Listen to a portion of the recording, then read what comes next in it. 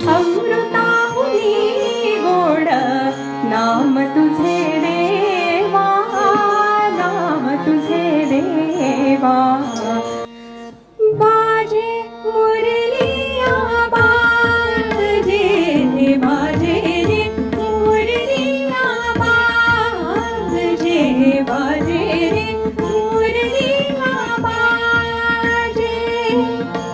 अधर धरे मोहन मुरली पर, अधर धरे मोहन मुरली पर. होठ पे माया विराजे, बाजे मुरलिया बाजे, बाजे रे मुरलिया बाजे, बाजे रे.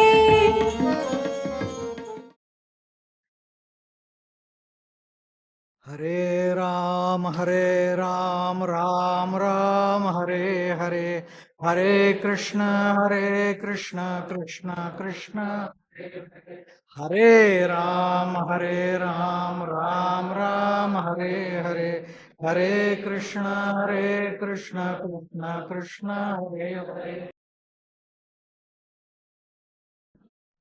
सहजे ब्रह्मरसाचे परगुणे, केले अर्जुना लागे नारायणे, की तेची अवसरे पाहुणे पातलो आम्ही. 6वा अध्याय, ज्याला आपण अभ्यास योग म्हणतो, त्या अभ्यास योगाच्या नमनातली दुसरीच ओवी आहे, सेवेला घेतलेली मुद्दाम. ही ओवी सेवेला घेण्याचं कारण असं आहे की मला 2 गोष्टींचं स्मरण झालं. मामांची पहिली प्रवचन सेवा जी मी ऐकली सांगलीला, ती याच ओवीवर ऐकली. पहिल्यांदा त्यांच्या मुखातून जी ज्ञानेश्वरी श्रवण करायला मिळाली ती याच ओवीच्या विवरणाच्या निमित्ताने. आणि दुसरं, ज्या स्थानी आपण आज बसलो आहोत, इथे पूर्वी एक कुटी होती. त्याला निकुंज असं नाव ठेवलं होतं ताईंनी. तर ह्या कुटीचं त्यांना एक आकर्षण होतं. एकदा तिथे आल्यावर त्यांना काय वाटलं माहिती नाही, त्या एकदम म्हणाल्या की मी इथे राहून ब्रह्मरसाचं पारण करीन. मला लक्षात आलं नाही ह्या काय म्हणतायत. त्यांनी हीच ओवी सांगितली की सहजे ब्रह्मरसाचे परगुणे, केले अर्जुना लागे नारायणे, की तेची अवसरे पाहुणे पातल. त्या म्हणाल्या की भगवंतांनी माझ्यासाठी जे ब्रह्मरसाचं प्रेमरसाचं पारण केलेलं आहे, त्याचा लाभ पुढे लोकांना इथून होईल. रसाची आपल्याला आवड असते उपजतच, आणि भगवंतांच्या प्रेमशक्तीलाच ब्रह्मरस म्हणतात. म्हणजे हे पारण कशाचं आहे? ब्रह्मरसाचं. मग या इथे या ज्ञानेश्वर रूपी कलशातून जे आलंय ते काय? ब्रह्मरस आहे. यातून काय लाभणार आहे आपल्याला? ब्रह्मरसच लाभणार आहे. मामा आणि मी आम्ही ताईंच्या घरी गेलो.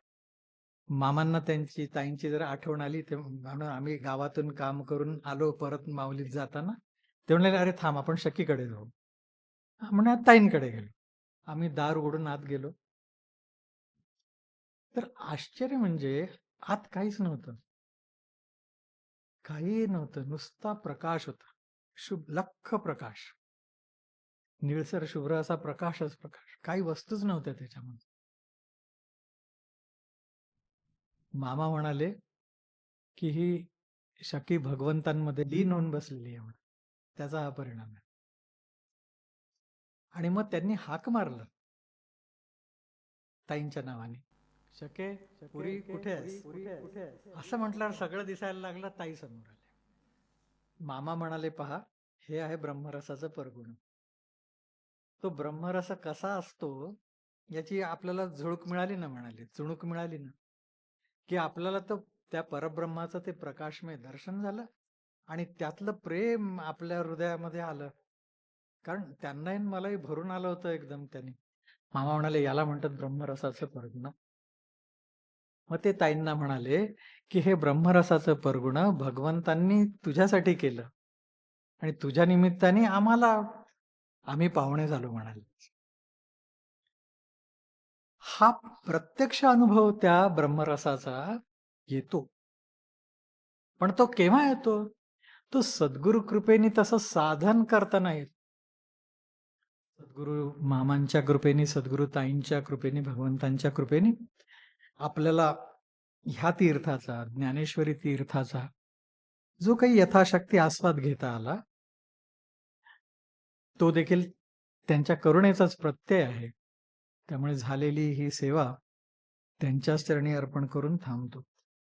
पुंडलिक वरदा हरी विठ्ठल, श्री ज्ञानदेव तुकार विठ्ठल विठ्ठल विठ्ठल विठ्ठल विठ्ठल.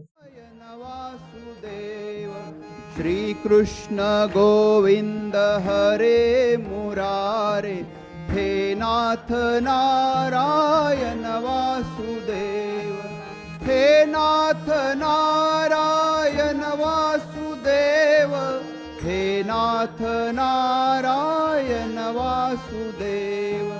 गोविंद गरुडध्वज प्राण प्यारे, हे नाथ नारायण वासुदेव.